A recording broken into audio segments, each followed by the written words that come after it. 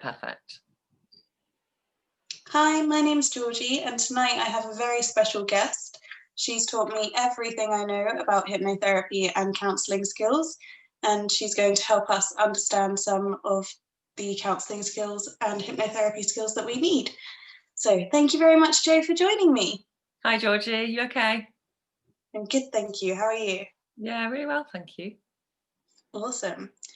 So, a lot of questions that I get asked around hypnotherapy and counselling, but there's one fundamental question that everyone needs the answer to, and that is, what is hypnotherapy? Aha. I'll try and give you a very simple answer. So, as the word suggests, it's using hypnosis for therapy. So, probably the first question there, obviously, is what is hypnosis, which is just a really natural state. So, it's a state of like trance, really, which we all go in and out of through our daily lives. When we sort of do something on autopilot, you know that expression, you're in a light trance. When you're concentrating on something like a movie or something, you kind of get swept along and you almost think it's real for a moment. That's a bit like being in trance. And it's a little bit like that state in between being awake and being asleep. So when you're in hypnosis, you are relaxed and also in a state where like, you can kind of focus your attention on something. In our case, the hypnotherapist's voice, usually.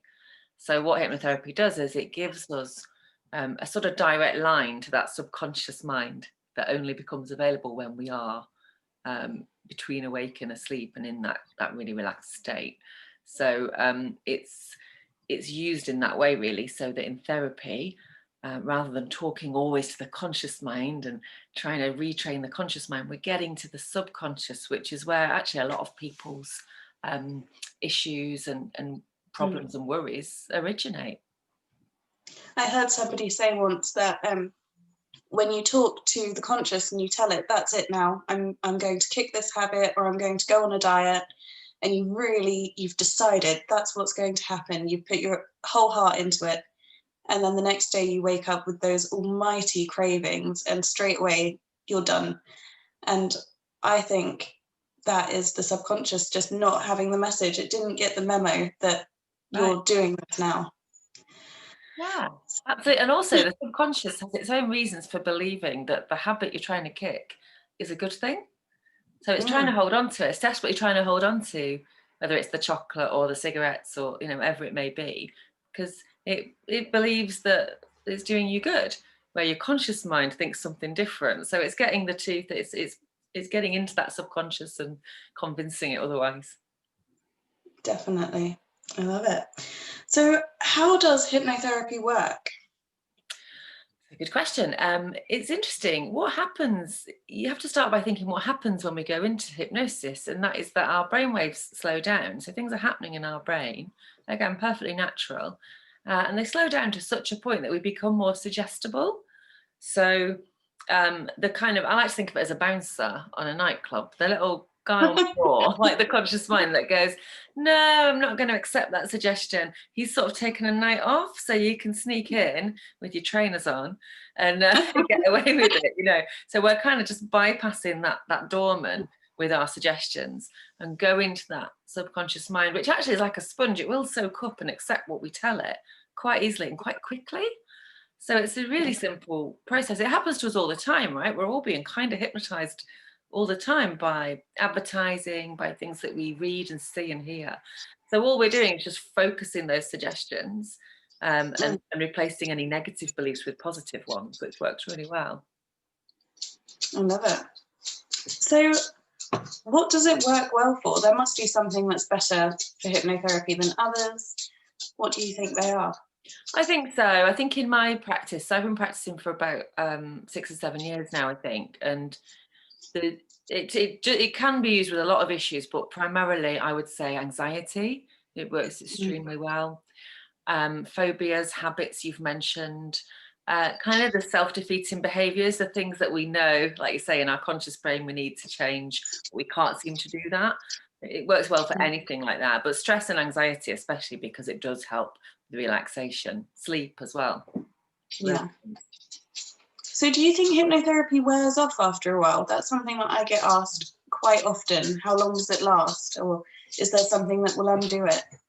Yeah, me too. It's a really good question. And I don't think it's necessarily easy to undo. I think if the client really wants the process to work and is really committed to the change, then it can affect lasting change. What I have experienced sometimes is the odd client coming back to me and saying, I need a bit of a top up actually. They might come back a few months or even years later and say, can you just do another session with me? Just like refresh me and top me up. Typically when something external maybe has happened, so maybe an extra stressor has come along and it's just sent them a little bit of a wobble, because we've got these pathways in our brains and it's very easy to go back to, the pathway, the habit we've been doing for years, maybe decades. We're trying to affect change here. When you make a change, it's hard. And under stress, we sometimes go back to our old ways. So sometimes people need a little bit of a refresher, but it's not really the hypnotherapy wearing off as such. It's just needing a top up. That's the way I look at it. Doesn't always happen, but sometimes. I love it. So I wanted to ask you a little bit about counselling as well. So what is the difference between hypnotherapy and counselling? It's a really good question, and I tend to I use both. Sometimes with clients, I use primarily one or the other. Sometimes a mix of the two. The main difference is in counselling, the client isn't in hypnosis, so they're not going through that process of relaxing and going into that slightly altered state where we can make suggestions. So in counselling, the client does more of the talking, a lot more of the talking than I do. And in hypnotherapy, I do a lot of the talking because I'm making the suggestions. So counselling really is talking therapy. There are lots of different techniques and theories, but broadly, it's a space, it's a therapeutic space in which the client can bring and talk about whatever is worrying them.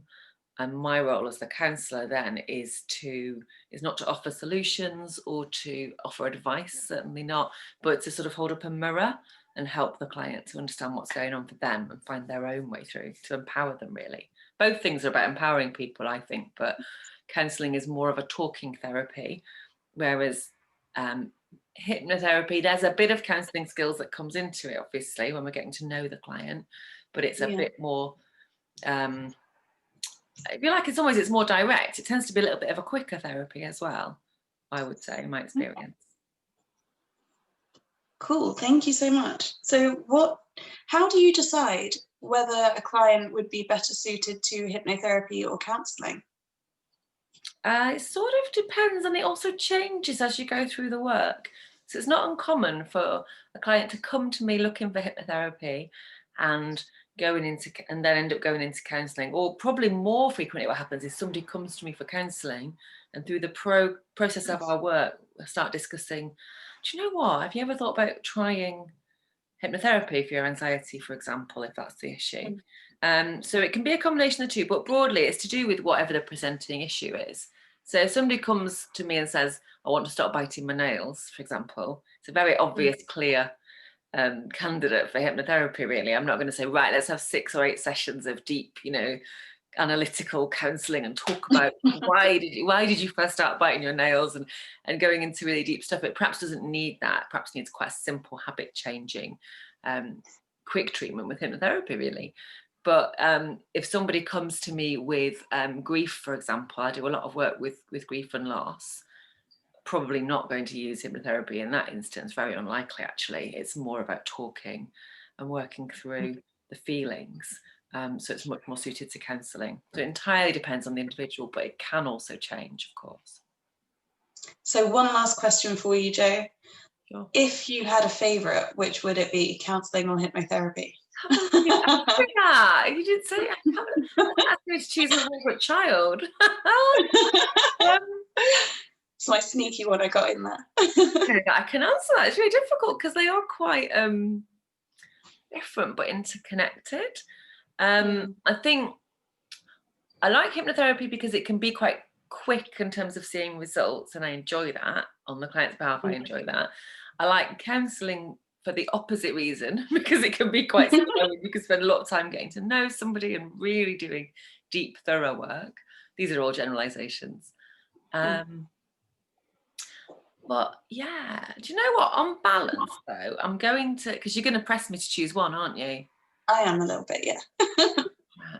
I'm actually going to say hypnotherapy, and I'll tell you why. It's because I didn't expect to like it so much or find it so effective. So I always knew I wanted to be a counsellor, and I love counselling, but I'm going to choose hypnotherapy as my favourite today, just because when I started training, I had no idea that it was going to be so effective and so rewarding. So I'll choose it for that reason.